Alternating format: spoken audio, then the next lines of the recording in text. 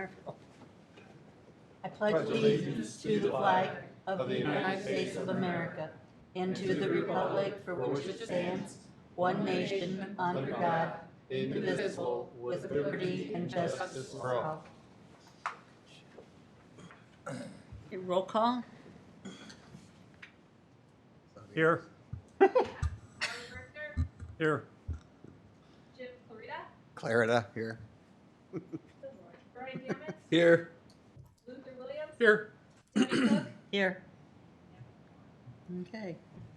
Next, we have election of officers. We'll start with president. I nominate Debbie. Second. We have a nomination and a second. Can we do that by Second. voice or? yeah, Okay, all those in favor? Aye. Aye. Opposed? Thank you very much. I appreciate that. Congratulations. Thank you. Now who would like to be my backup? Vice President. Nominate Mar Brickner. Second. All right, we have a motion and a second. All those in favor? Aye. Opposed? We have Vice President. Congratulations. All right. Aye. He really didn't get a choice in that. No. It happened. Well, sometimes it happens. All right, we'll go to correspondence. Any? Is there any? no. Okay. All right, that brings us to new business. Rules of conduct for a public hearing. At a public hearing before the board, the petitioner or proponent shall first present the facts and arguments in support of the case. Those who oppose the petitioner shall follow. The petitioner shall have rebuttal time at the conclusion of those opposing the petition. Those opposed shall then be allowed a total maximum of 10 minutes to rebut any new statements made by the petitioner in this rebuttal. It should be within the discretion of the board to impose any time limitations on either the petitioner or respondent, and to limit public comment to those determined by state statute to be interested parties. Written remonstrances shall be accepted by the board, but need not be read into the board's record. This then concludes the public hearing. To maintain orderly procedure, each side shall proceed without interruption by others. All materials presented by the petitioner and or remonstrators or supporters to the petition, including photographs, shall become property of the board and part of the record. Deb, can we go through the old business and have those cases denied with motions? I'm sorry, I didn't see the That's word old okay. business up there. We certainly can. Okay, thanks. Do I have to read that again, though? No. Thank you. Okay, we'll start with old business then. We'll go to Daniel Witkowski, case UV 19-0008. The request is a motion to deny. Petitioner no longer needs variances to operate a saw sharpening and small engine repair business. Do you have a motion? Make a motion to deny? Second. Do you want me to voice vote on this? Okay, all those in favor? Aye. Aye. Opposed? Me. I'm opposed. I love him. I kind of agree with you, but Oh. there comes a time. Okay. So motion passed and no longer has his variance. Next is case UV 19-0007. Brad Perry. The request is a motion to deny. Petitioner no longer needs variance for the operation of an excavating business. Do I have a motion? Motion to deny. Second. All those in favor of a motion to deny? Aye. Opposed? Motion passes. You don't like him, Luther? I like him. Okay. And next we have case UV 19-0001, Tesney Turpin, and the request is a motion to deny. Petitioner moved. Do we have a motion? Make a motion to deny? Second. All those in favor? Aye. Opposed? Okay, motion to deny granted. And now that comes to new business, I've already read the rules of conduct. I'll remind everybody that does come up here, we've got a microphone here and here. Make sure you come up to one of those microphones. We do need your name and address before you get started. I would like to request for everybody, because we do have a lot of people here, it tends to be maybe a long meeting. If you want to say something that people have already said, we fully understand. If you say that you just agree with everything that's been said, we understand what you mean by that. And it has the same weight as if you repeated it all. So we would appreciate that. And we will call your name as when we go through the list, and everybody else will have a chance to talk after that too. So down to new business. The first case is UV 2024-2. William Atkins. The location is 5006 Lakeview Drive. The zoning is RL Residential Lake, and the request is to allow a single-family dwelling above a proposed new detached garage. Hello. Hi. Hi. We need your name and address. Oh. Just tell us why you're here. You can sit down. William Atkins, 5006 Lake Drive, and I want to build a garage, detached garage with a small living space above it for my mom. Do you have anything else you want to add, or? Do you have anything you want to add, or What? your name and address if you want to say anything? Oh, this is my wife. Mitzi Atkins, 5006 Lakeview Drive. Okay. Anything to add?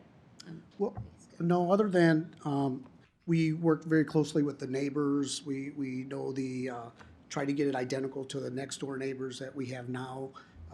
Made sure we are not blocking anybody's Lakeview property, to the lake, and worked with the board to see the things we can do. Because of such a small lots, it's just hard to fit within the setbacks that are required without attaching it, and attaching it costs over $100,000 more to do the work, and I don't even know that we have the time to do that with my mom, so. Chris, do you have anything from staff to report on this, or?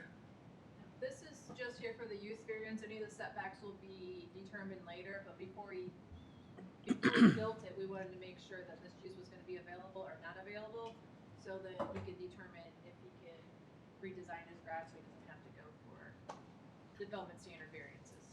So right now, we're just here for the use variance, whether he can put a living space above the garage for his mother. The area is tight. You guys don't usually hear setback cases. If they can't meet setbacks, if it's 10 foot, he needs 8 foot, not your problem. It's gonna go to the hearing officer. Right now, we're just here for the use variance to allow a second dwelling on one parcel. Okay, thank you. Okay, we'll open the public hearing. No one signed in to talk for or against. Is there anyone in the audience that did not sign up that wants to talk on this petition? Okay, then we'll call the public hearing closed, and we'll go to the board. Brian? Is this blue square that property? Yes. Yes, And what is currently there? it's just the home, right? That's a home. Yes. Where would this? So so if you look at see right to the left of that? It's gonna look identical to the garage to the left of me, right there, yes. And we wanna put it right where, that vehicle is, basically. Do your neighbor on probably the south? Anyway, Yeah, that is my neighbor to the south. yeah, they have the same similar, a garage with living quarters? I don't think they have the living quarters above, like a storage, they have storage. Whether it's made for living, I don't know. That was already there when we purchased the place. Is it as taller, shorter Probably than gonna- you it's- would be proposing? It's gonna be a little bit taller because I'd like to have 8-foot ceilings in the upper level. So it will be just a little bit taller, maybe 2 foot taller than that.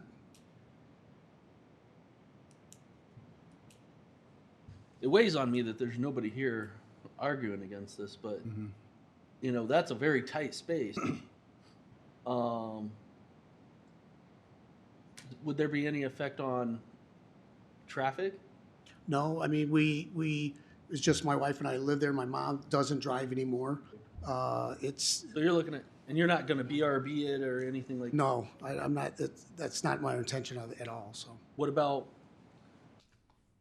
and there's no easy or comfortable way to say this, 28 years from now, when your mother may not be here, what would be your intention? Well, I mean, it's probably just be open if we have guests to stay, that's fine, but, I mean, I'm not in the landlord business, so I anticipate, you know, maybe if she kicks me out, maybe I'll be up there. That's an option. Okay, I think my questions are answered for now. Okay. Marv? How tall is this building? To the peak, it's gonna be 24 feet, to the gable, yes. Okay. Is this considered an auxiliary type building, or is this just, It's an accessory structure. see, 20 feet is the maximum for an auxiliary structure, but And that's why today, like Christie was saying, all we're worried about tonight is whether the use will be okay or not. All right, then, the next thing, you can never rent this out. Correct. Can't Yeah, be a that's- rental property. That's fine with me, yeah. And so it has to stay in the family, or, Or sell it, or when, you know, when we sell the house or something. but you cannot, you're not allowed to be any rental property, And I'm fine with that. okay? Yes, sir. No, that's all I had, it's just the height and Okay. fact Jen. that I think just my biggest main concern was that it couldn't be turned into a rental type property later down the road in case you were to move or something Sure, I understand. like that. Luther? I have no comments other than what's been said. And I agree with that. My concern was the rental, of family only. Can I Yes. get clarification? I'm Yes. sorry. So let's say he sells this property. The next person is not allowed, let's say we make that a stipulation, no rental property. If somebody buys it from him, does that, It continues on. Yes. It continues with the property gotcha, forever? forever. Until The con- they would have to come back, They would let's have, say, someone would have to come back here and this board would have to change that. okay, And the notice would go back out and we'd be back to the begin, not the beginning, but we would be back to this type of a meeting. Thank you. Do we have a motion? I'd make a motion to approve UV 2024-2 with the stipulation it can never be used as a rental property. You have a second? second,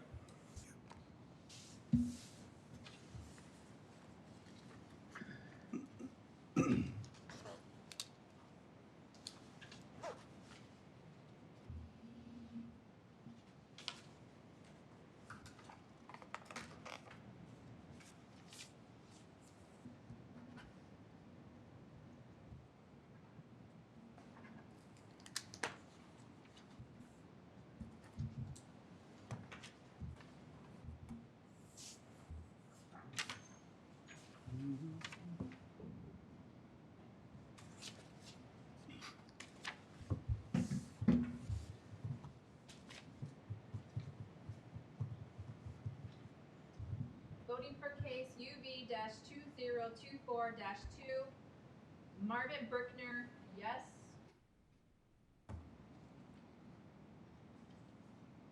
Luther Williams, yes.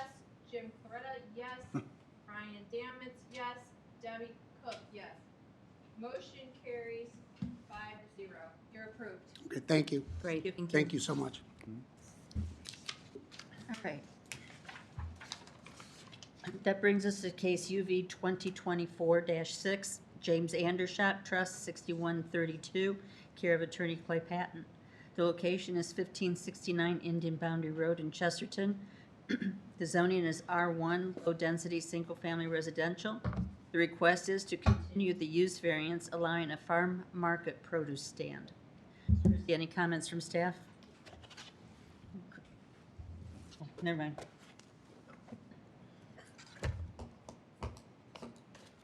I just want to let the board know this case was heard 2 years ago, and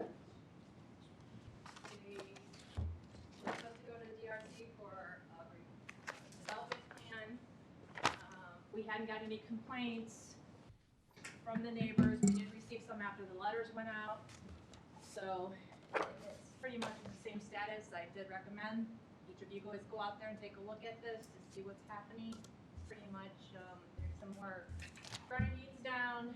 There's a little bit more issues with staff having issues with work that he was told to do, but didn't come in front of the board and get approval for it. So you guys had recommended him to do an entrance, make it wider, put millings down, which he did, but on top of it, he didn't coordinate with the staff. So now we just want to make sure he gets in compliance and see, you know, what your guys' thoughts are with this business being run out there. I will go ahead and open the public hearing. The first person on the list is, oh, I'm sorry. You're gonna let them go? No, I don't want Clay to talk. I'm sorry, Clay. Go ahead. Good evening. Clay Patton, office address 55 South Franklin, Valparaiso. With me is James Andershock, 1569 Indian Boundary Road in Chesterton. As was stated, as you'll recall, we were here 2 years ago where you approved 5-0 the use variance. And I think that there's obviously been some confusion. We did attend the DRC in early March. I was just handed before the meeting from Attorney McClure the minutes from the DRC from March of 2022. It's the first time I'd received those. Had a misunderstanding that we had to go back before the DRC with a site plan. Looking at the minutes from from this board's meeting 2 years ago, I thought we were okay to install this roadway, this driveway. As was discussed at that meeting 2 years ago, there was already a driveway cut from 50-plus years ago for the farm field that was used. Again, apologies for that confusion. If I can provide to each of you, and I think I have an extra copy for staff or for the county attorney, some recent pictures. I know that some of you have been out to the site. I actually ran into Mrs. Cook when she was visiting the site Monday evening. And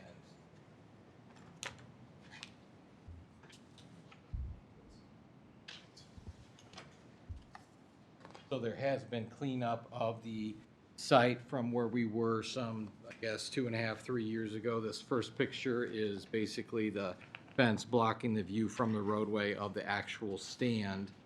And then those next few pictures, you can see the actual storage facilities and canopy buildings that where the produce is stored. And you can see in that second picture, Mr. Andershock is actually standing there, and there's the forklift to move some of the produce about the site. And then the last few pictures were taken just the other day after we were made aware of the concern with regard to the asphalt millings. And so some silt fencing has been put down to address those concerns regarding the properties. Mr. Andershock is also, and I apologize, I don't have multiple copies of these, but has obtained signatures here in the last few weeks from some of his patrons who are in support of him continuing his operations. And he also had a supporter create a couple of online surveys on moveon.org and SurveyMonkey to show support. I actually just ran into Mr. Andershock's councilman, Red Stone, who represents this area on the county council, and he indicated his wife signed this online SurveyMonkey petition in support as she is a regular customer of Mr. Andershock's. So I will provide those to, I'm not sure if staff wants those. And when it comes to the history of the site, we've talked about the history of the site quite a bit. The Chesterton Tribune from yesterday, 50 years ago, March 15th, 1974, the Porter County the County Board of Zoning Appeals will hear several petitions when it meets on Monday evening. Under pending business, James and Helen Andershock, Indian Boundary Road, Westchester Township, are asking for a use variance to permit continuance of the fruit stand in front of their property. That's Mr. Andershock's parents, 50 years ago. This site has been used for decades for a fruit stand. And we're just asking that to continue. We can address any issues with regards to the roadway or driveway permits and follow any of those requirements that are necessary, but we are the continued approval of this decade-long fruit stand. And I'll stop talking because I know that there's a number of supporters who are here in attendance who wish to speak to you and tell you why they think that this fruit stand should continue. Thank you. Thank you. How long ago did you say that was? Well, according to the Chesterton Tribune, it was March of 1974, 74? 50 years ago. Yeah. Yes. I was here. Pardon? Okay. All right, our list of people that signed up. We'll start with Martha Gavigan. I'm against. Okay, you need to come up and state your name and address, please, and then whatever you, I thought he was gonna have his supporters first. It doesn't matter. We got the name. You I'm come gonna, up and- can I go to this one? Yeah. I can use the table?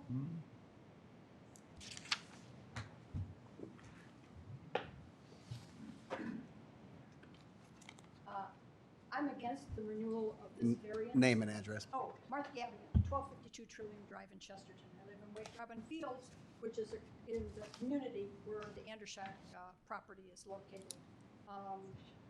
I'm against the renewal of this variance. Over the past 2 years, everything has increased. The number of trucks, the semi-trucks that deliver food has increased. When he has a delivery, after that, and he distributes the food around his property, after that, shortly thereafter, come the box trucks to pick up food, come the pickup trucks to pick up food, the pickup trucks with trailers, and then the automobiles that come. All this comes up and down Indian Boundary Road, which is a narrow county road, and it increases a lot of traffic, a lot of commotion in the neighborhood. And one of those trucks that are delivered is on Saturday, and Saturday is when a lot of other people are out trying to use that road to get things done that they need to do because they've been working all week. It increases the pollution in the area, it increases the noise in the area, and it increases the safety and feature in the area of using the roadway. Plus on Saturdays, in addition, in the summertime, Indian Boundary Road is part of the county bikeway system. And there are a lot of bike clubs that go up and down, riding up and down Indian Boundary. Then when you have all that extra traffic that comes with the semi-trucks and the box trucks and the other trucks and the cars, it creates a traffic hazard for everybody. I've still seen people slamming on their brakes to turn into Jimmy Andershack's. I've still seen people making U-turns on Indian Boundary. They turn into my neighbors' driveways in order to get back to Andershack's, which is why a lot of my neighbors have put cones in their driveways in order to keep these people from turning around. It gets old in the neighborhood. But in addition, the R1 zoning ordinance, while it says that one of the permitted uses is for the sale of agricultural products, there's an asterisk by that.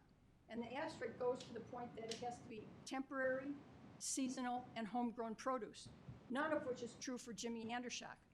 If this zoning ordinance had even contemplated a permanent type of year-round produce stand, it would have said so. It would have said temporary or permanent, but it doesn't give that option. Now, while I realize that a residential zoning ordinance can't list every variation or every opportunity for a variance in the permitted uses,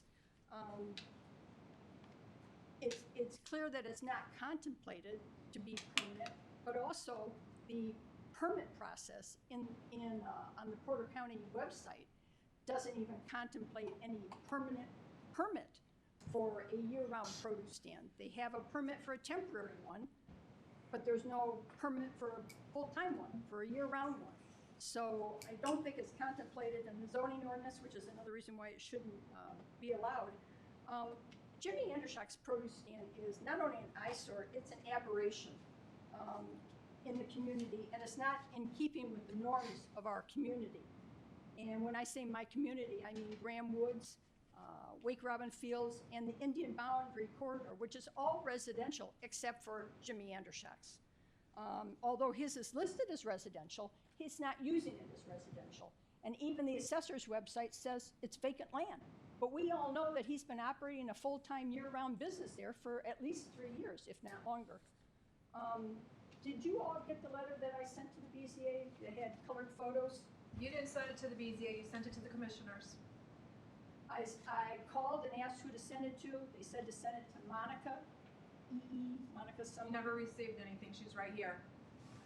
Okay, So they did not get that, if that's what your that's question. fine. Well, these are all photos that I took. I don't have one for everybody, but I do have some that you can share. This was taken on March 9th. What, same photograph? Yeah, March 9th of this year. And I took all these photographs. This is Jimmy Andershock on his forklift, and he has just got a shipment of new stuff.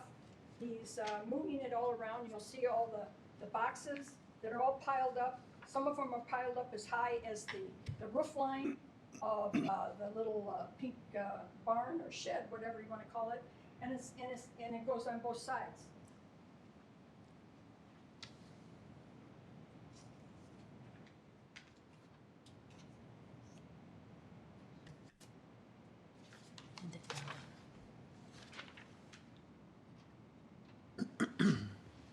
This is another one from March 9th. It's a little bit different view. It doesn't show Jimmy blocking the way because he's not on his forklift on this one, and you see more boxes and things piled up there. Sorry. I only had so much ink in the printer, and so I had to kind of consolidate. When the shipments come in as semi-trucks, he drives in the new entrance that was allowed, the business side, because there's a farmhouse in the middle. They got the business entrance on the left, and then on the right is the residential driveway for the farmhouse. These trucks come in on the business entrance, they drive around the back, and they still drop off the produce at the residential entrance. This is the residential entrance, and you can see all the produce that's all piled up, and there's Jimmy on his forklift moving very high stacks of produce to the other side of the property by the pig farm.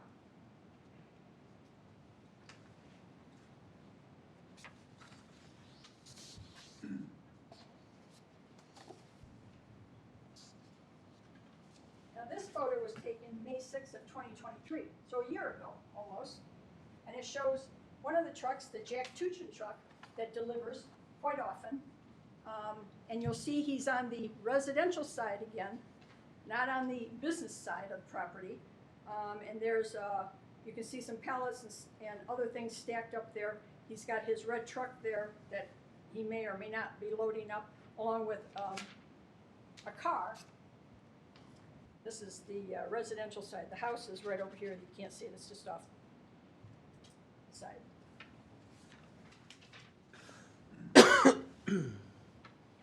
So despite the fact that the requirements were 2 years ago that he not use the residential side for business operations, he still is and always has been.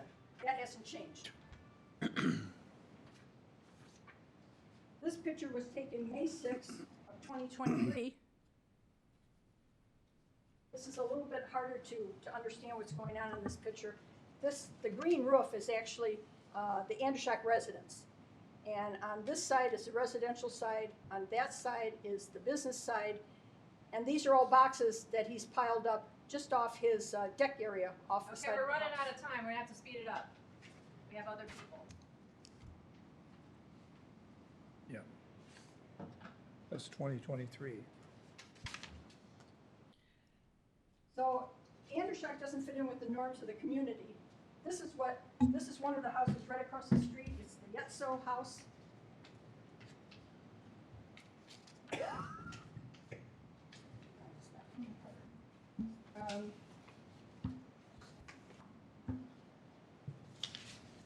This is the Kraus house, right across the street from Andershock, the Kraus house.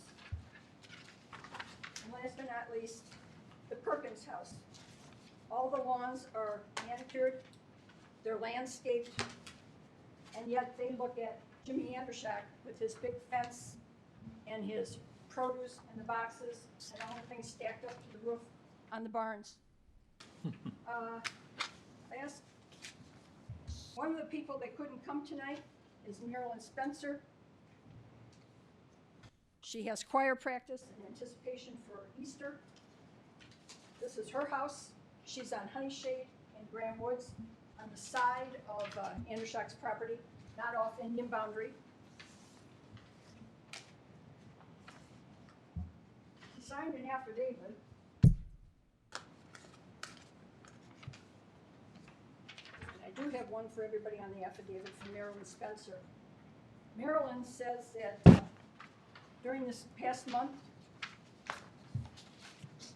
there were 2 semi-trucks that were parked in the back of her property that she could see out her back windows. For year, oh, Yep. She's got 10 minutes, she's already. these are the pallets Okay. that she mentions in her, that she sees out her back window Martha, you're past the 10 minutes, so we need to be Stacked up. wrapping this up. that are stacked up.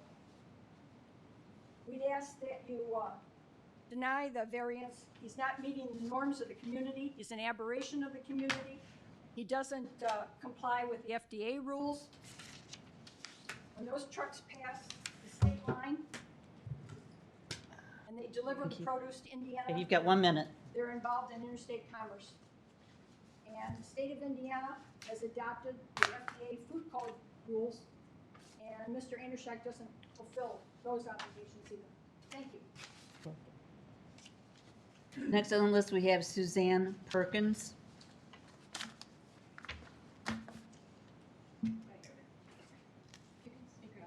Oh, my size. Thank you. My name is Suzanne Perkins. I live at 1550 Indian Boundary Road, directly across from the Andershak farm field. It used to be farmed. I liked it. It's not anymore. And as she mentioned, there are semis coming at least twice a week, bringing all this fruit, vegetables, whatever. He's even on the internet telling them, we have asparagus, 3 bags for $1. The line went all the way from the pink barn. You're going to have to talk louder. They don't hear you down here. I'm sorry. Sorry. They're not hearing you down here, so. Okay. Speak that way, they can hear you. Okay. Gee, I thought I had a big voice. Anyway, it's gone on. Thank you. It's been a nightmare. And going back to the article that was in the Chesterton Tribune about 50 years ago, I was there then, and that was shut down. Not immediately, it took some doing, but it was shut down. He also was located out on US 20, and that disappeared. He doesn't follow rules. I've known him since he was a kid. He played baseball in my backyard. I sit in my living room and I look out my front windows and all I see is traffic and trucks. We have a school at the end of our road. Sometimes they pull right out on Indian Boundary and they don't stop at the end of his drive. And the school buses have to hit the brakes. You can hear them squeal. These are children. That's my big worry. These children in the way. So it's been a long haul. And Jimmy, I have nothing against you, even though you told my son I was mean. I'm not. You have to abide by the rules. We all do. We live in the country that we hope people will abide by the rules. And I thank you all for listening. I know you saw a lot of pictures. That's what we look at every day. It's not fair. It really isn't. But thank you for listening. We appreciate it. Thank you. Next, we have Van Thomas.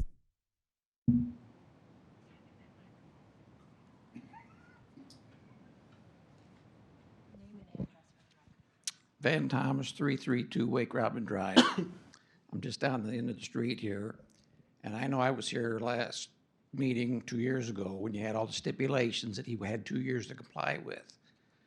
One of them was posted hours. There's nothing posted. Monday through Friday, closed Sunday. I think he's supposed to be closed by 4:30 p.m. Well, if the sun's up, he's open. Closed on Sunday. 2 or 3 weeks ago on Sunday, he was open. One of the things is everything was supposed to be undercover. That's not happening either.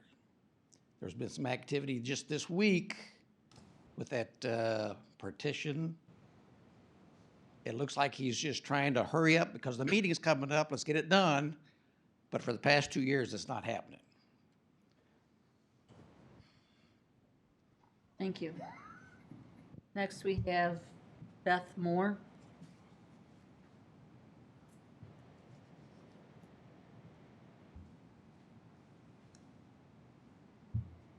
Betty Moore, 1710 Birch Street in the Pines in Porter County. I've been going to Jimmy's for probably at least 4 years. I'm thankful that he is open. I take care of my mother-in-law. She has had a stroke 3 years ago. I had to quit my job so I could take care of her. And with the way the grocery prices and everything are in the stores nowadays, it's a nice supplement for me to be able to go to Jimmy's and get fresh produce so I can make sure my mother-in-law is taken care of properly. It's a one-family income now. My husband works at the prison in Michigan City. So I've never had a problem getting in and out of Jimmy's. I really like the new driveway. I like the new setup. It's a whole lot cleaner than what it was 3 years ago. And the produce quality is great. I'm just really thankful because without it, we would have a hard time getting food. Thank you. Excuse me, where do you live? I live in the town of the Pines, which is in between Michigan City and Chesterton. You know where the 520 cutoff is? I'm Thank right there. Thank you. All right, I'm not sure of the writing on this one. I think it's Karen Bradley. Karen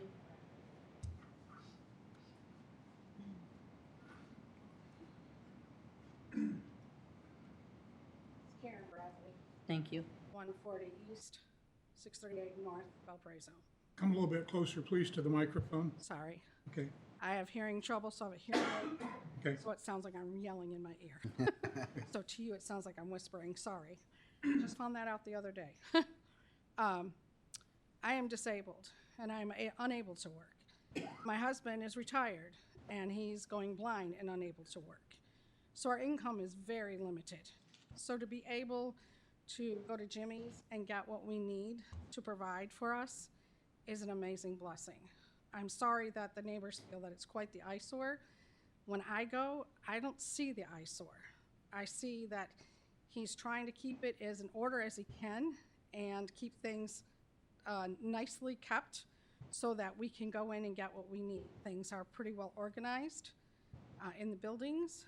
Some is outside, but most of it's in the buildings. And I'm just thankful that we can go there and get, like I said, what we need. Because without that, the way prices are right now, we probably wouldn't be eating. We have just enough income that we don't qualify for any kind of help, but low enough income that it's hard to make it. So I appreciate y'all listening, and I just pray that he's able to stay open. Thank you. Michael Schwenke.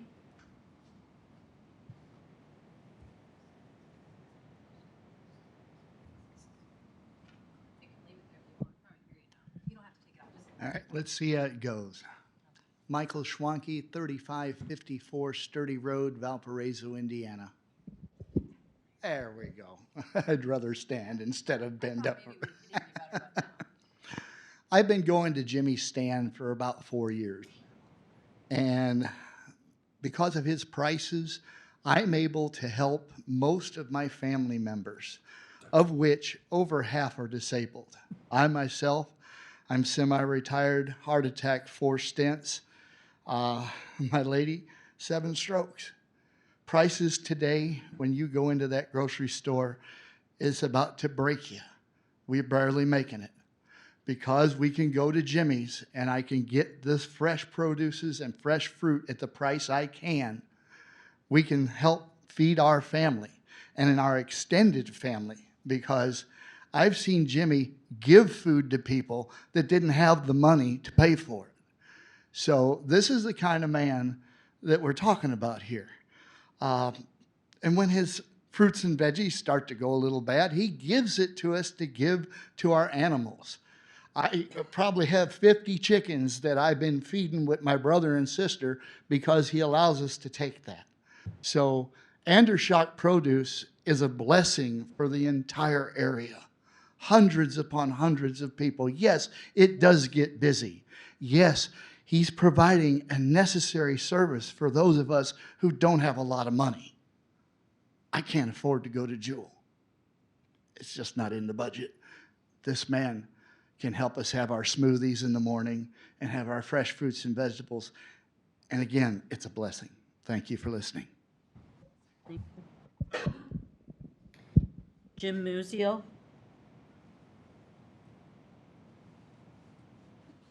Good evening, Jim Musial, 225 Barker Road, Michigan City, Indiana. I'm the executive director of an organization in Michigan City called Citizens Concern for the Homeless. And for the last 30 years, we've provided homeless services for women and children in our residential family shelter. We run the Grace Learning Center. We run Keys to Hope Community Resource Center, which is a day resource center. But in 2019, we launched a food rescue initiative when the Food Bank of Northern Indiana refused to do any more food rescue under the Feeding America program. They came to us, we agreed to do it. We started out with a rented truck. We got Healthcare Foundation of LaPorte was able to give us money to buy our own refrigeration. We're one of those people with the box trucks that go out there twice a week. The food insecurity rate in LaPorte County is 11.5%. So 11.5% of the population of LaPorte County don't have the resources to be secure in how they feed their family. The child food insecurity rate in LaPorte County is 16.7%. Those are just the way it is. When I started working with Jim Andershock, we would do food rescue under the Feeding America program, and we were limited to the food pantries in Michigan City. When we started working with Jim, he agreed to provide us some food free to help our community. And just so you know, since 2021, we have been gifted and we have distributed to more than 30 food banks or food shelter, food pantries and soup kitchens, 130,376 pounds of food, 65 tons of food for the individuals. The food insecurity rate since 2019 has dipped by about 0.5%, so we're going in the right direction with this. But we're talking about, we run the mobile food distribution events all over the county as well. And car after car that comes up, usually it's single women with children. That's primarily who we serve in Michigan City, and that's who we deliver the food to. I was here 2 years ago in support of Mr. Andershock. Since that time, we've moved 46 tons of food since you allowed him to keep this operation going. Without Jim Andershock, there'd be a lot of hungry people. So what people have been saying is true. Food prices are outrageous. Inflation's killing everybody. And on top of that, we're dealing with people that have to go to these food pantries and soup kitchens because they have no other alternative. We're blessed to have this relationship with Mr. Andershock. We're very grateful for the opportunity that he gives us to help human beings with one of the most primary basic needs of food that they have. Thank you for your time. Thank you. Any questions? George Manning.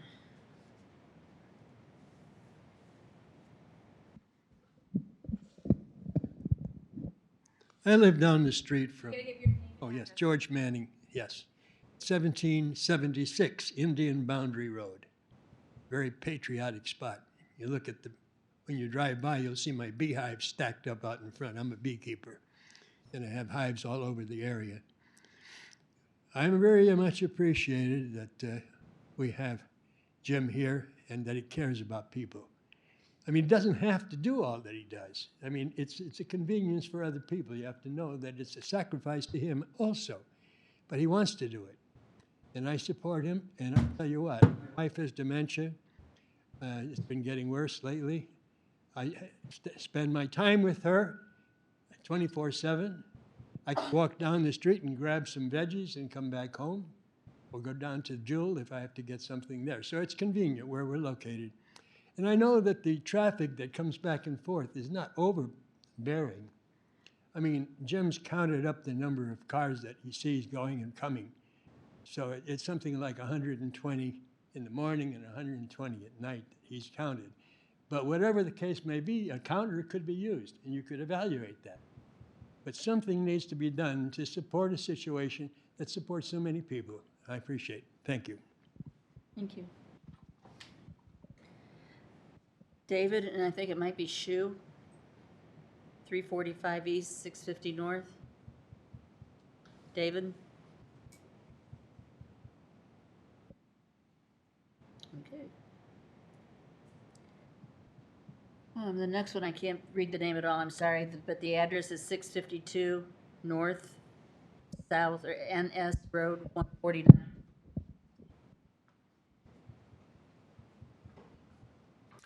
Carlos Rivero, 652 North State Road, 149, Valparaiso.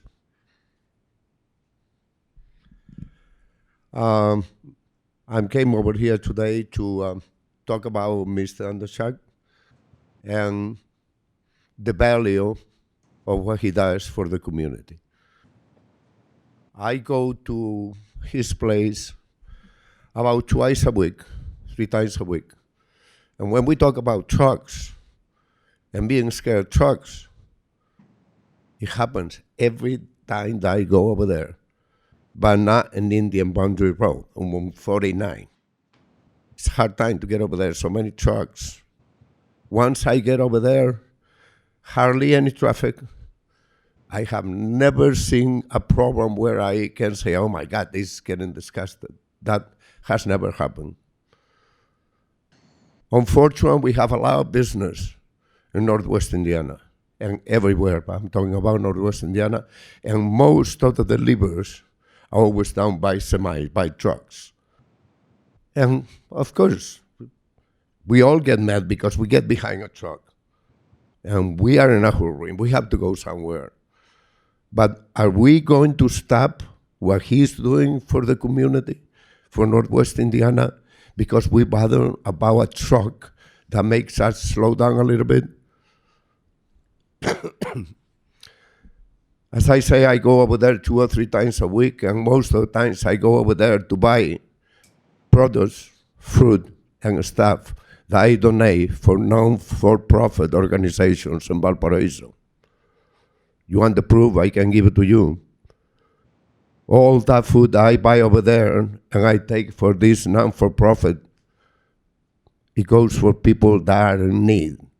Every Friday and Wednesday they go to get food to take to their kids and fix a decent dinner. We have to think about this. We cannot think all the time about the inconvenience that we are in a hurry and we're behind a semi. Or because we want to give somebody a hard time that's making a decent living and helping so many people.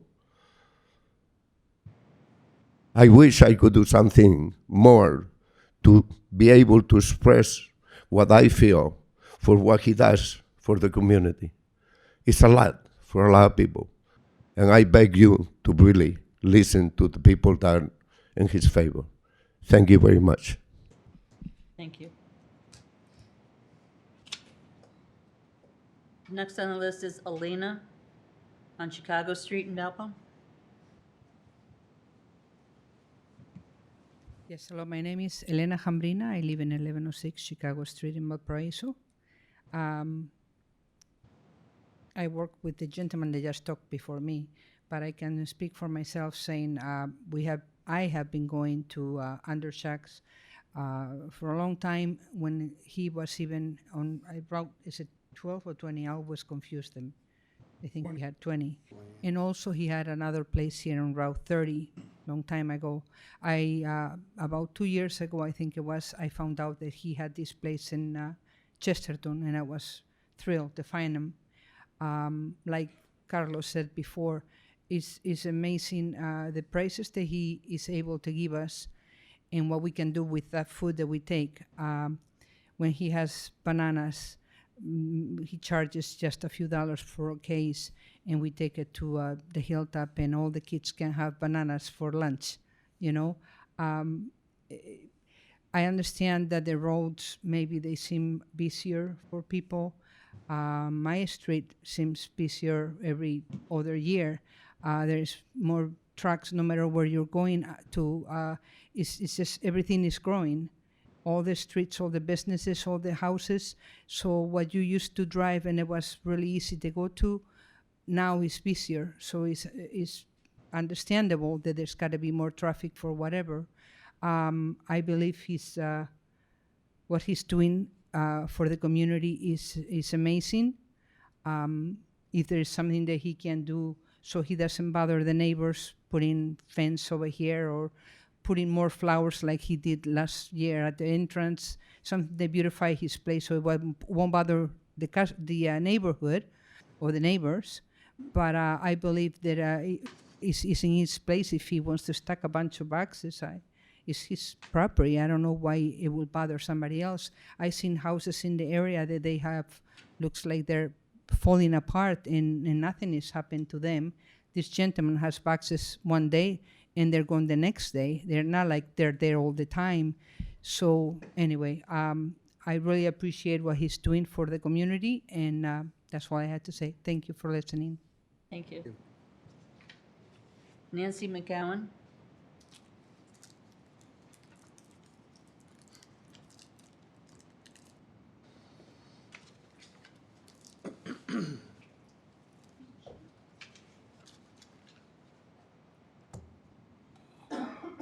My name's Nancy McGowan, 1267 Arbutus Drive. I'm one of the side streets that Mr. Andershock had his trucks going down for the last 2 years, well, prior to when he changed the thing. I saved the article 2 years ago when the the zoning board gave stipulations to Mr. Andershock. One of them was that he had to put up a carport, which if you look at this picture, I have one for each of you, you'll see he did not put up a carport. Instead, he found the ugliest pink shed he could find and put that up.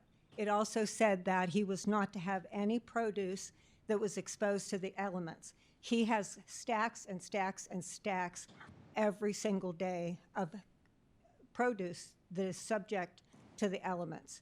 He has stacks as high as that shed roof of empty crates and boxes every day.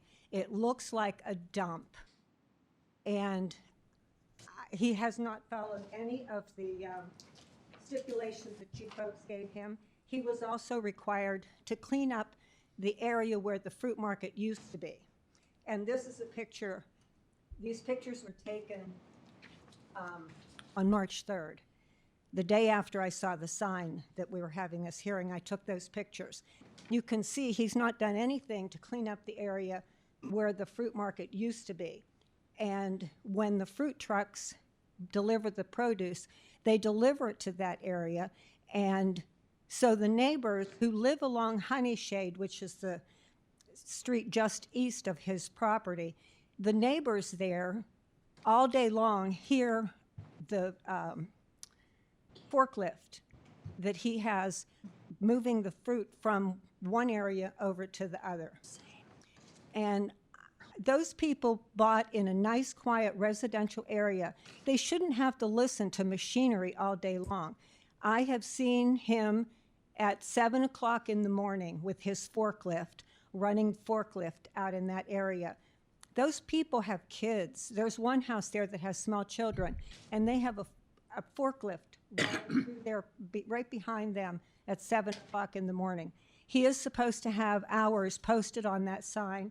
I walk every morning, and it's not unusual for me to see cars. He's supposed to be from 8 to 5. It is not unusual for me to see cars pulling in and out of there at 7 o'clock in the morning, which is when the school buses are going up and down the street. And I've seen them pull out in front of the school buses. I've seen them cross over Indian boundary. And if you look on that picture, I don't know if you can zoom in on that picture, but you can see the litter that is sitting next to that shed. It looks like a garbage dump. And the other thing is he has a dumpster, but it smells. And probably 4 or 5 days every week in the summer when I walk up Indian Boundary, I have to put my hand over my nose and my mouth because the smell from the rotten produce is so strong it gags me. And when I walk down Honeyshade, which is just east, if I walk down Honeyshade in the morning, I have to swat flies because the flies from the fruit market are so heavy. Those people that live along Honeyshade have no use of their property. They can't open their windows in the summer because if they do, they smell the rotten produce. They can't use their backyards because he has piles of crates and stuff along there. Plus, it smells so bad. They wouldn't even be able to go outside and barbecue in the summer if they wanted to, because the smell. No one has mentioned the smell, and nobody can deny that the smell is there. I have compassion for the people who use the fruit market. My suggestion is Mr. Andershock owns property out in rural, I don't know if it's Jackson Township or Liberty Township, but I know he owns property out there. Let him move his fruit market out there where he's not going to destroy people's property values. He's not going to have the smell offending the neighbors. He's not going to have the bugs. And if his customers are loyal, they'll go wherever he is. So have him move his fruit market to a different piece of property instead of destroying a neighborhood, which is what he's doing. You can't tell me that by looking at those pictures, if you lived across the street from there, you would like to look out your window and see that mess that he has there. And the other thing is, it's been 2 years. You're at 5 minutes, so we do have to wait around. Okay. It's been 2 years since he's had these stipulations put on him. And in the last 10 days, he has finally started making some of the improvements that were required of him 2 years ago, and which he said at that time the improvements would be made within the next couple months. I have compassion for these people who need the fruit. I do. But you have to have some compassion for those of us who have to look and smell that fruit market every day. Thank you. Thank you. That's everyone that signed up. Is there anyone in the audience that has something new to say or would like to ask a question or come forward? Same rules, come up front. We'll start over here. Let her, she hasn't spoke yet. Sorry. Need your name and address? Ruth Morissette, live at 20 Primrose Circle, Chesterton, Indiana.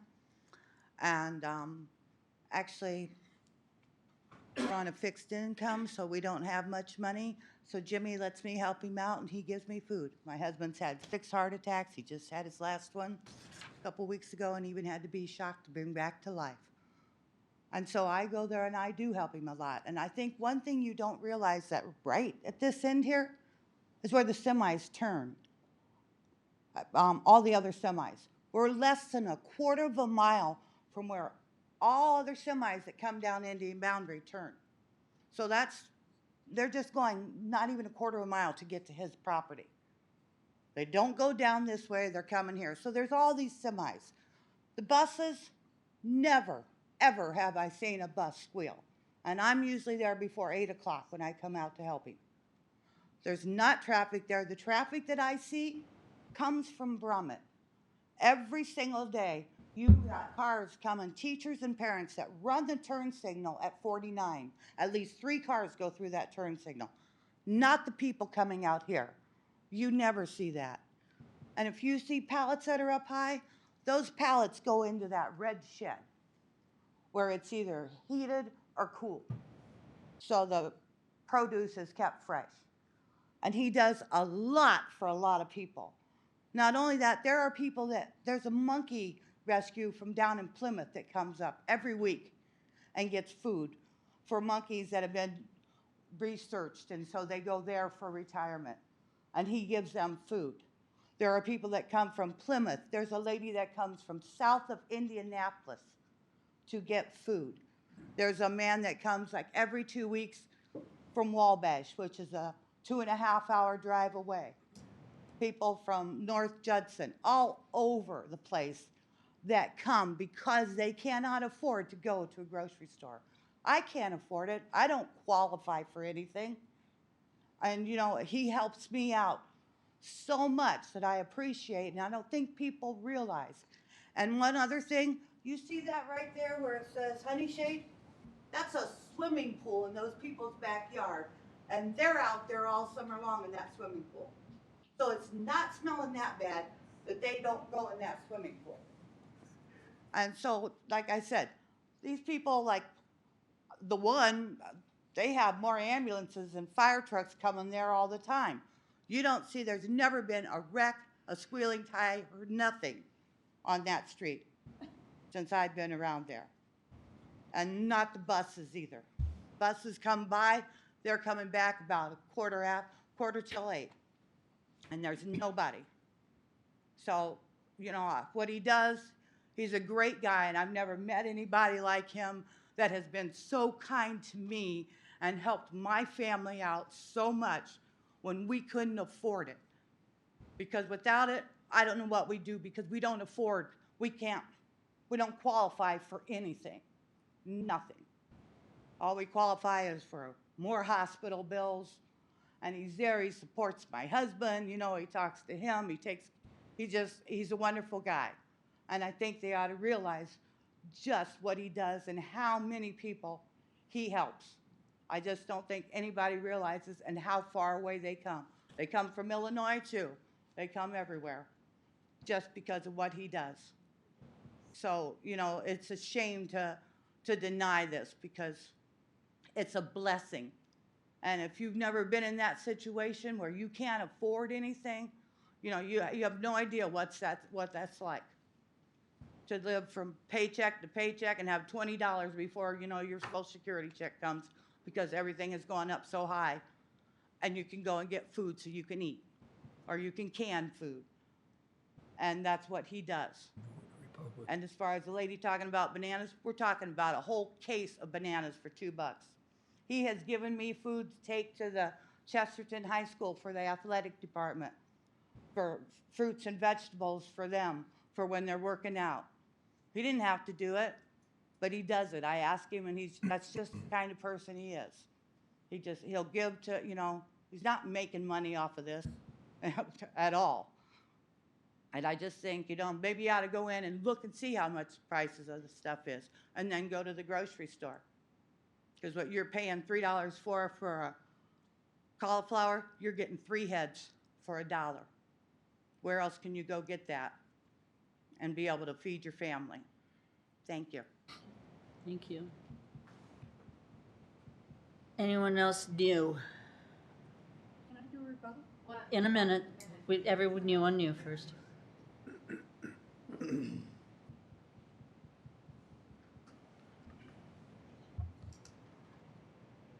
Andy Ademi, 1401 Eisenhower Drive, Valparaiso. I'll make this as quick as possible.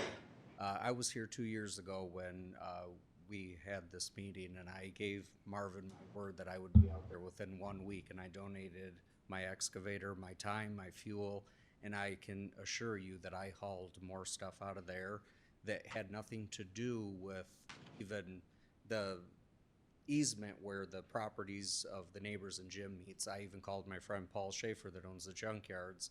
He brought over dumpsters, and we were hauling stuff out of there, and I can assure you I cleaned a lot of stuff. And I'm fortunate enough to where, you know, I can go to the grocery store, unlike a lot of people, and I primarily donated my time because of that reason. I know that if that got shut down, it would affect a lot of people. And I did tell Jim if he needs me out there again, I'd be more than happy to donate my time, my machines, and my fuel to keep everything going. So that's all I gotta say. Thank you. Anyone else new? Right, if you'd like to come up, but anybody that's coming up for the second time, I'm limited to 2 minutes, so. We need your name and address again. Martha Gavigan, 1252 Tree Drive, Chesterton, in Wake Robin Fields. In order to cure the defect that I sent the letter to the wrong person, here's a copy of the letter that I intended to send to the BZA, that I called, I asked who to send it to, and that's what they told me, and that's where I sent it. But as you can see, it has Jimmy Andershock's, the title there of his case number, and who it goes to. I'd also like to adopt what Nancy McGowan said, and I also have some photos to support what she said, which is that Andershock hasn't cured the defects from 2 years ago. You'll see this is the farm, this is the field back behind the produce stand, and it shows the junk car that's parked out there. There's a lot of junk equipment back out there. There's that yellow, I don't know if Please it's come to the microphone so the audience can hear you. excavator. I'm I not want sure. no one to not hear. I'm not sure if the excavator does move from time to time. In addition, I also have pictures of the pallets that Nancy McGowan was talking about that are stacked up everywhere. And these are stacked up behind the houses on Honeyshade. And last but not least, I'd like to say that this is a residential community. This is not a commercial community. This is not down at the corner by 49, which is in the town of Chesterton and commercial. This is still a residential community, and yet we have the aberration of Jimmy Andershock's produce stand. He calls it a farm stand, but it's not a farm stand. This is trucked in produce from Illinois. It is old produce that can't be sold in Illinois, so they bring it out here, and he sells it 50 pounds of onions for $1. This is not quality produce.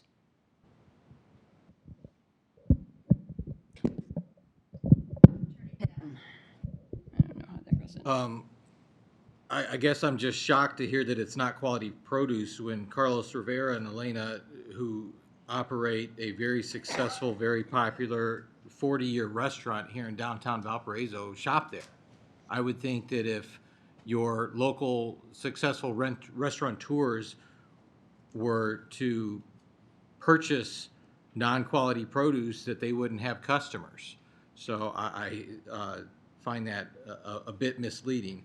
I also find it ironic that we have complaints about boxes being stacked so high at the same time we have complaints about he's out there on his forklift.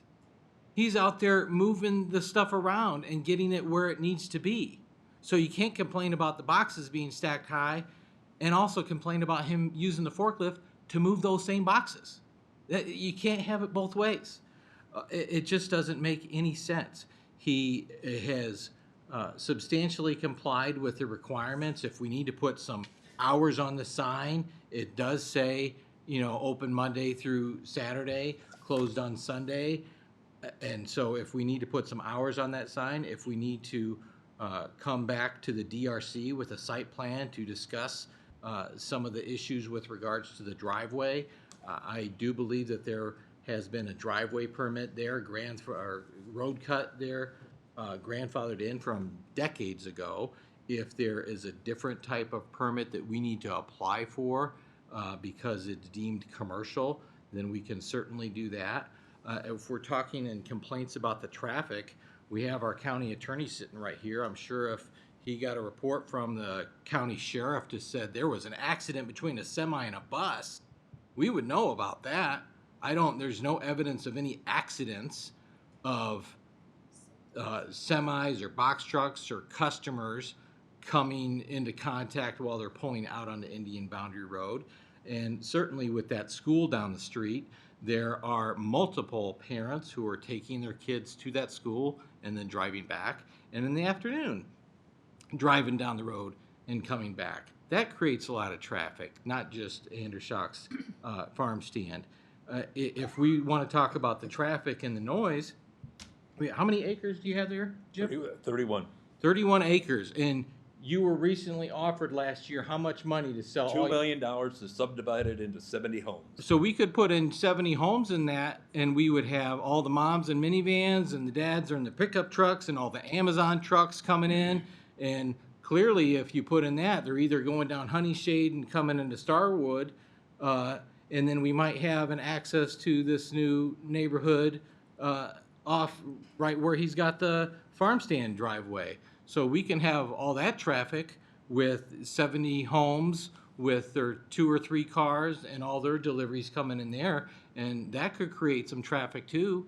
So if, you know, and we talk about it's not conducive to this neighborhood, all of this land, all this property that's on that picture right there, used to be owned by the Andershocks. So yeah, maybe it's passed him by, maybe it's been developed up into residential, but this used to be all his property. Jim, I'm sorry to add, how old are you?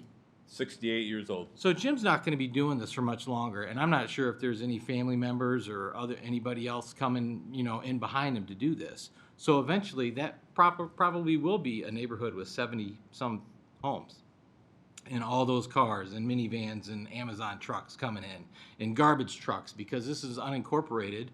So unless you get your zoning and the plan commission to say, oh, you got to have one company in, you're going to have garbage trucks and recycle trucks in there every day. So, this is more of a hobby to him than a business. He does it out of the goodness of his heart. If you tell him no, it's probably better financially for him if you do.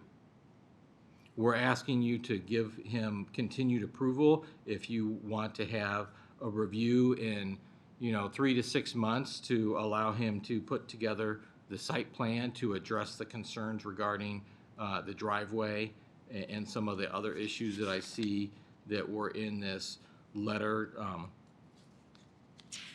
from Amanda Vanderover regarding, the erosion control and stormwater management issues. We'd be happy to address those, but certainly if you're not going to approve him for any length of time, then he's not going to go to the additional time and expense to address those issues. And we're happy to answer any questions.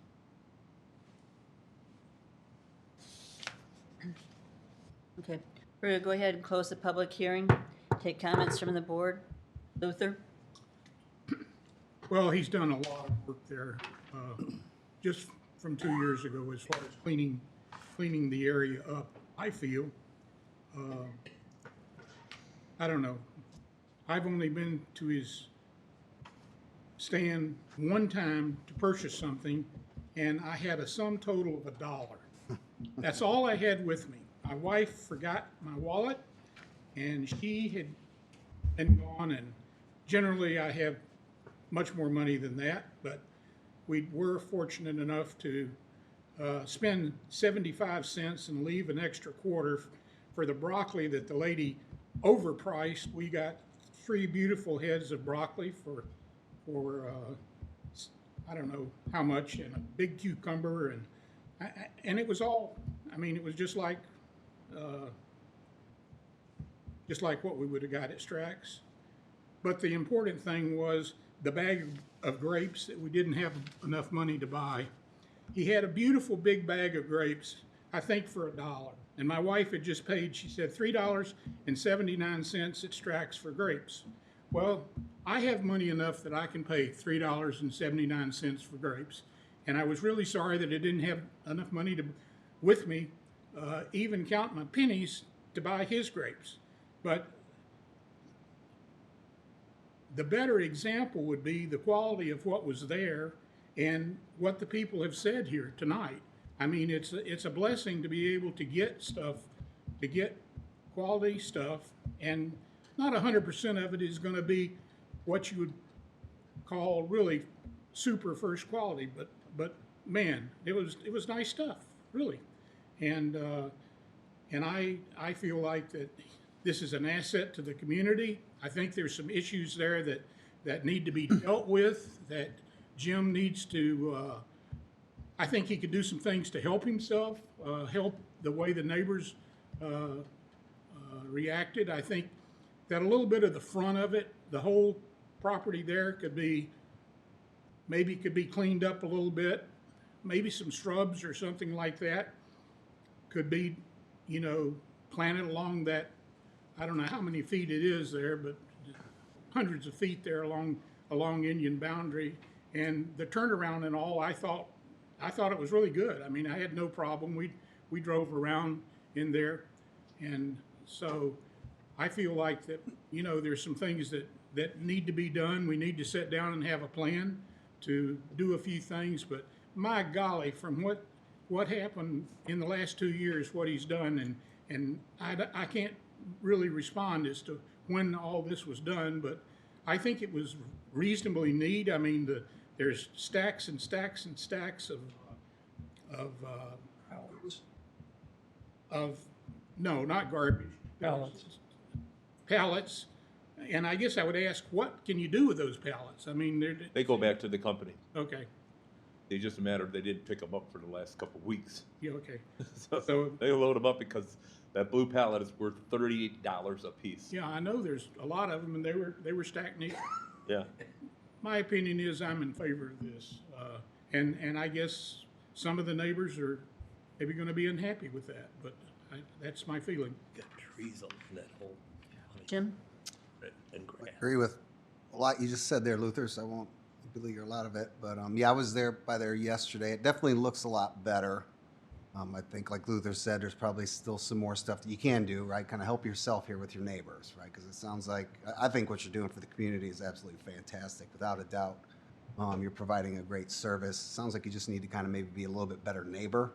Like I said, maybe clean up some more things. You had a gentleman back there, very kind in donating his time, and has offered to possibly do it again, so maybe take him up on that.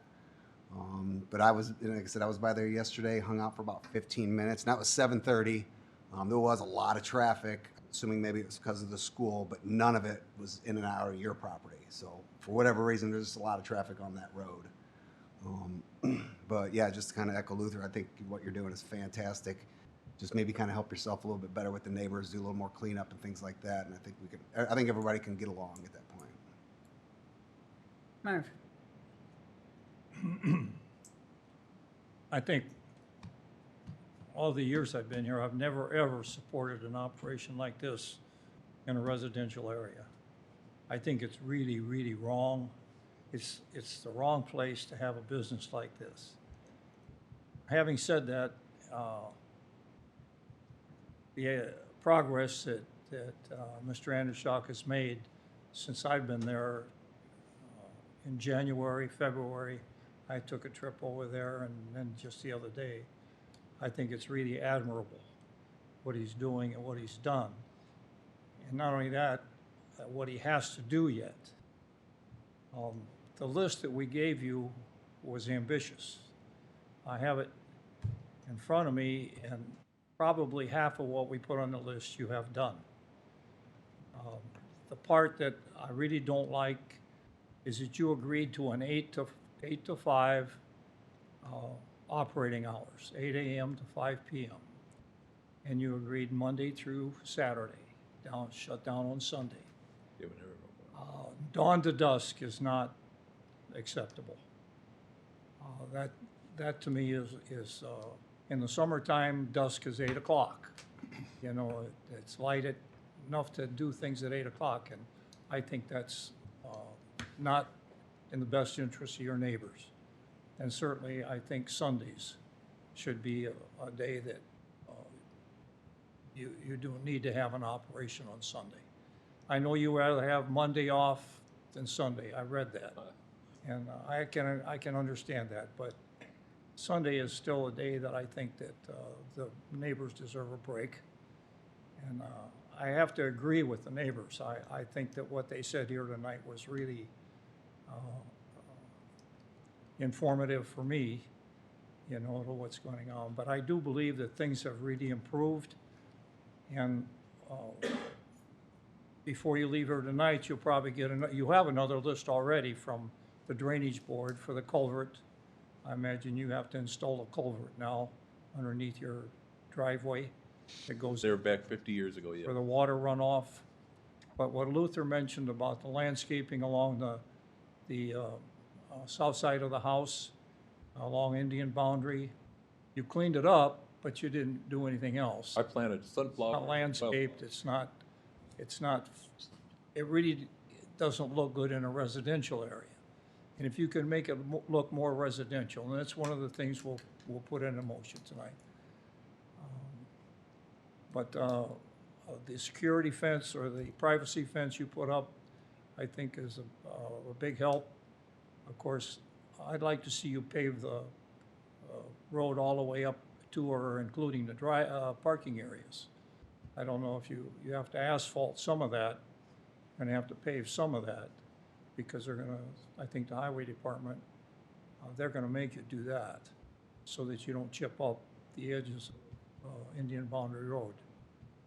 But there are a number of things here on this list that I'm not gonna mention right now because I'll give Brian a chance to talk, that I think we need to go over that you haven't done.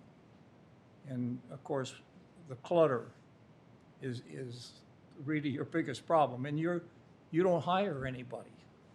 Why don't you hire somebody to come and get the pallets out of there and get rid of, I used to buy those. They're coming after. Expensive. They come And usually. you got 1,000 of them, and they're all over the place.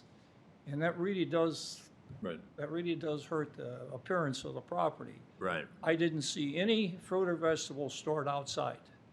Everything I saw that, when I was there was underneath your new tarp, Right. your new building. And so I think that was a huge improvement. And I didn't smell anything. I went all the way in the back, and I sat there with the windows open, and I did not smell any rotted vegetables or anything. I did wonder what you were doing with the wood chips. Are you covering stuff up with them, or are you just... No, I'm gonna, this is part of the mulch. I'm gonna build some soil back there. All right, I'll let Brian talk for a minute. So I was here obviously a couple years ago, and I've made it a point to ride up and down Indian Boundary Road probably hundreds of times in the last 2 years. Especially when Brummett Bridge was down, and I kept forgetting and gotten stuck. So what I want to bring up is I can imagine for the last couple of years with the Brummett, is it called Brummett Bridge, or does everyone know what I'm talking about? Yes. The bridge that was down for Next to the elementary school. almost 2 years. Yeah. Literally, everyone east of the school who goes to that school would have probably had to drive around and come down Indian Boundary Road to get there, or drive way north and around. Yep. And this is not cross sections. Those roads past east, past Brummett are just middle of nowhere. Plus, I appreciated the point of just past this little thing is probably the Sunset Hill Cafe and a whole entire commercial district, which I understand it's not commercial, so it should stay in compliance with residential zoning. But I've come a long way in the last couple years, because every time I've gone by there, I wanted to see something I didn't like, and I never did. Okay? I live not far away. One of my favorite places to eat breakfast, Sunset Hill, or Sunset Cafe. And frankly speaking, I have conversations as a doctor all the time, and I just drive around. Just it's my letdown time. Hundreds and hundreds of times in the last couple of years, I've never seen a problem. I've never even seen a semi.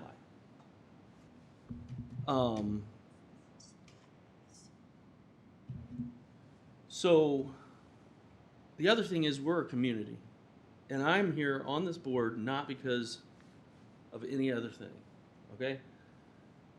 I want to be a part of the community. I want to try to help my community, and when I look at the prices of fruit and vegetables, it's disgusting. And I don't just deal with rich patients. I have patients from every walk of life. I have patients that call up and say, I'm sorry, I can't make it today. I can't pay enough money. I don't have enough gas money to make it to my appointment. Can you please excuse me for today? I'll try to make it next week. Okay? I don't have that problem. And a lot of us are lucky, and a lot of the people in this neighborhood are lucky. And I've been changed tonight by all the people saying how much help is going to our community, whether it's here, next door in LaPorte, next door in Lake. There's a lot of good happening out of this property. And community sacrifices for each other. So I'm going to ask this neighborhood to keep sacrificing. I have zero problem with this place, but I agree. Keep trying to make it better. Can we go through what the original conditions were, and then we can make a determination of what the board believes is not in compliance maybe that'll give us an idea of where we need to go. Was the following conditions were hours of operation from 8 a.m. to 5 p.m. I don't see anywhere in the minutes or in the motion that it was required to be posted, but it is a requirement of the 8 a.m. to 5 p.m. was the hours of operation. I think we've had some comment on that. Days of operation will be Monday through Saturday, obviously Sunday closed. All present signage will be removed. New sign will be a directional sign. It can say produce entrance with an arrow. It can be 4x4 by 8 and professionally painted. I don't know if I haven't heard anything about a sign, so I don't know if, is there a sign? No. Okay. Well, there was, I don't know if there is now, there was a small Just- sign that said open Monday through That's the only Saturday, one. closed Sunday, Okay. in church. 3 trucks per week maximum. Drivers informed not to go past the west entrance of the Indian Boundary Road. Excuse me if I said that wrong. Go past the west entrance on Indian Boundary Road. East entrance will be totally closed. No spoiled produce on the property. All produce will be stored under roof with no pallets, boxes, or crates of produce in the driveway or scattered around the property. The camping trailer will be removed. Is there a camping trailer? No, that's gone. That's gone, okay. Clean up and landscape the strip along Indian Boundary. Clean up the east side of the property to be like a residential property. Clean up property and keep it clean. Clean up his side of the north/south fence. If possible, remove the fence. No burning or burying produce on property. Those were the conditions from the 2022 BZA motion to approve. So I think that's what started us on, started us off 2 years ago, so. Include the recommendation of stormwater in, Maybe include, Yeah. they go through DRC review, so we can have an idea of a site plan where the parking's gonna go, where if you guys approve this, you know, how the trucks are gonna enter, how they're gonna, give us an idea of where the stands are gonna go, what kind of buildings you're gonna be placed at, what's, you know, instead of just everywhere, we need a site plan out to what's on the property. And also, I'm encouraging the board that some of these things have been complied with, like the camper's been removed. But I want to be, if we're going to be more clear or get a result that the board is looking for specifically, then to me, the most kind of, you know, to some extent, open-ended portions of this are clean up and landscape the strip along Indian Boundary. I bring that up, Marv, because I think he has arguably cleaned up that area, but I'm hearing, for instance, that maybe that wasn't enough of the residential look that you were looking for. I'm not trying to tell the board or I'm just trying to give you the options of what I've heard and what was in this original motion, what he's been asked to comply with for the last 2 years.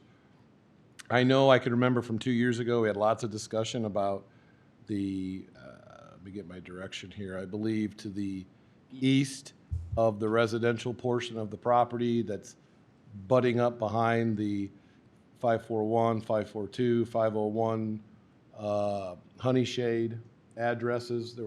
That was the part of the property to be more, to be like a residential property. And then is the north-south fence either been cleaned up or removed? I remember from the meeting, I have a little bit of a memory that some of that fence wasn't his fence, some of it might be his fence, or it might all been the neighbor's fence, but. I think Mr. Andershock can address that, but I think some of that fence may be the neighbor that lives on Honey Shade's fence, so and is on their property, so we I can't. just talked to them this week. They're gonna put a new fence up the whole thing. It's $12,000. It's all their fence. Okay. That's the one people that go swimming in their swimming pool all summer long.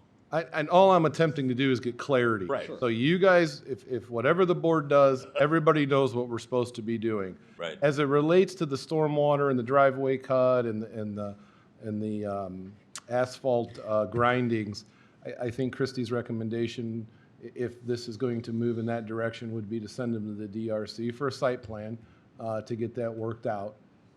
To give you an idea, however, if that's the way this board's going to go, or is contemplating going, then they probably need 60 to 90 days to get to the DRC with a real site plan. So, one option may be to clarify some of these things a little bit more and then have him come back and say 60 or 90 days. And if it's 90, we would expect him to have gone to DRC by that point. Come back, we now know what DRC says, what their recommendations are, and we can clearly make it as part of this approval, if that's, again, the way the board is looking at, that those requirements would also be part of what he needs to be complying with.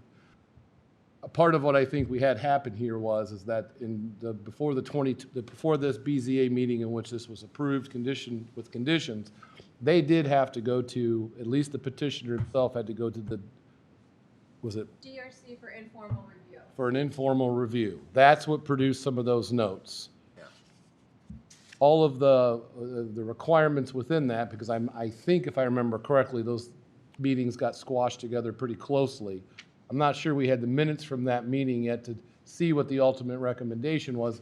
If we did, we would have had it in this motion as part of those things to be required. So that's why I wanted to go through what was actually the conditions, so that if there are things that we want to clarify or expand, and then also to bring up if we're going to be looking at the possibility of some sort of approval for another period of time, that he be sent to DRC for a site plan, but he's probably going to need 90 days to get that done. That's all. Now, can we use all of that in the motion, or do we have to go through that again? No, you can again adopt these conditions as we've had before. I just wanted to, if any of them needed to be clarified, I just wanted to have that opportunity.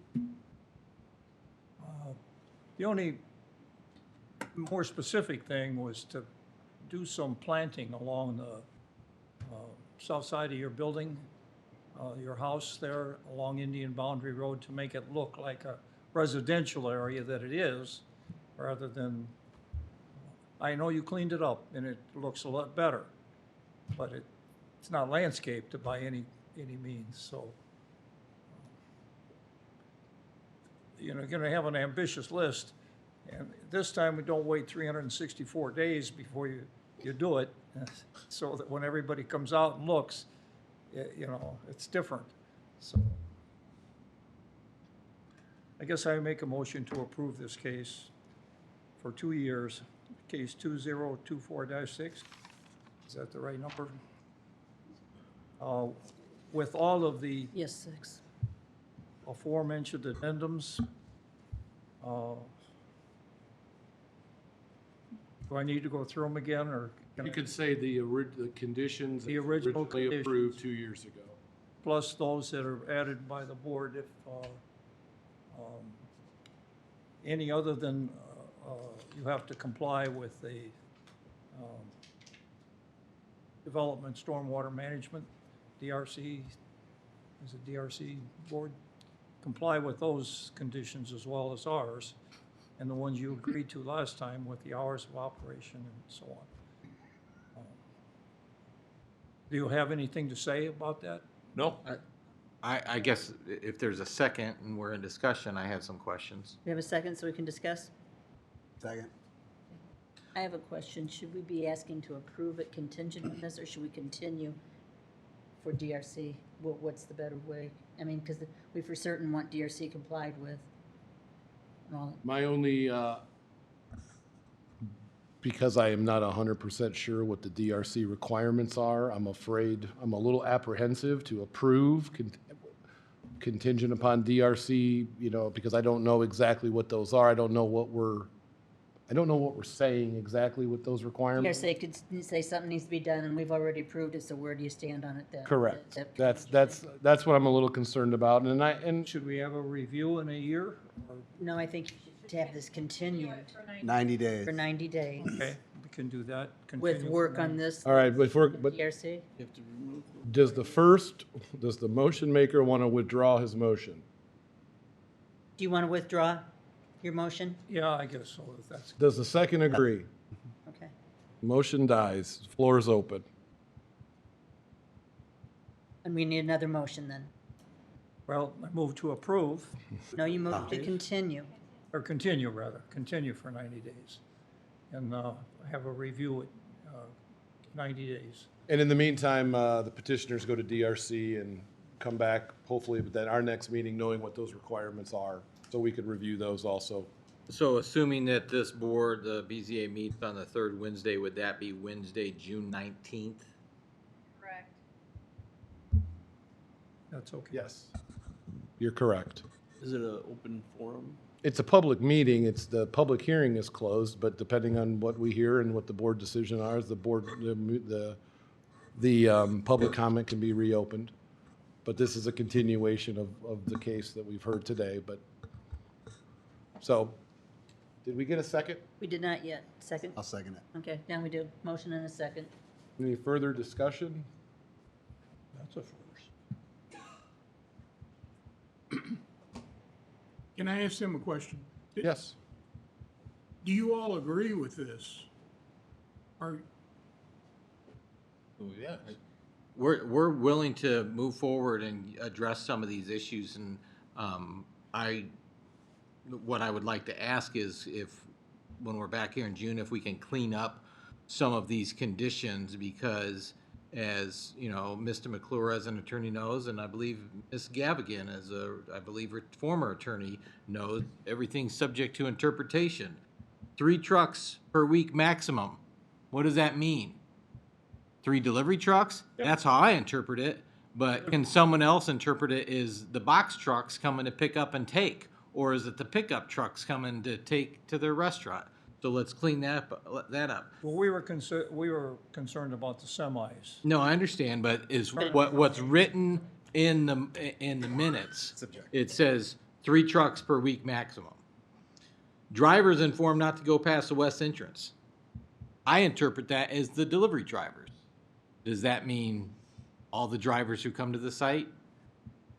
And just so I think that if we could clean up and get more specific. All the drivers that come to the site don't have to use the west entrance anymore. No, That's but closed. In front of it. this says to go past the west entrance. So what if a box truck from Michigan City, from the food pantry, decides, I don't want to get on 49. I'm going to cut and go west, or go east, I should say, on Indian Boundary and cut up Brummett and catch.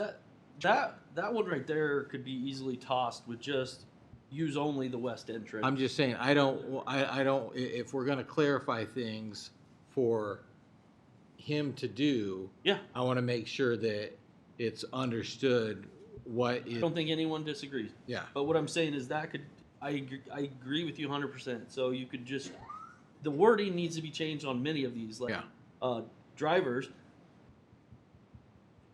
Drivers could be me dropping off my kid at the school down the road. So Yeah. technically.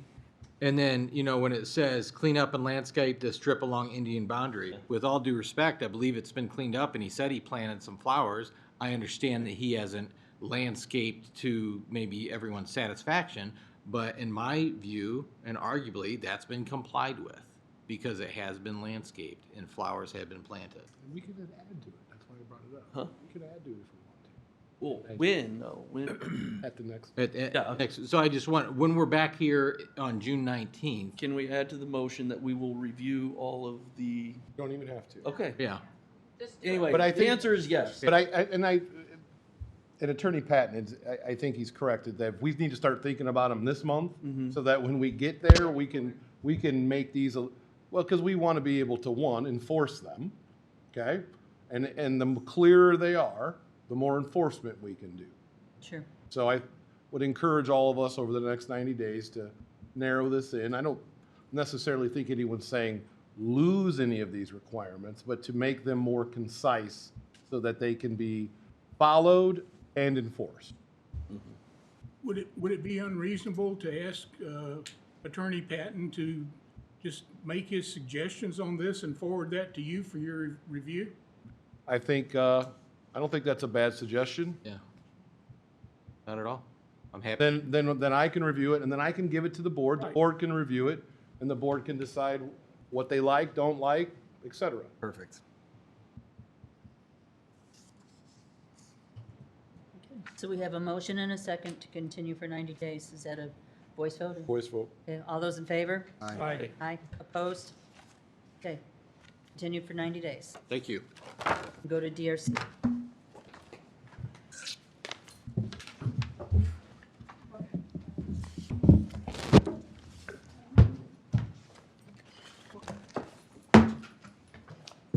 Motion to close. Oh, sure, you did it and he did it.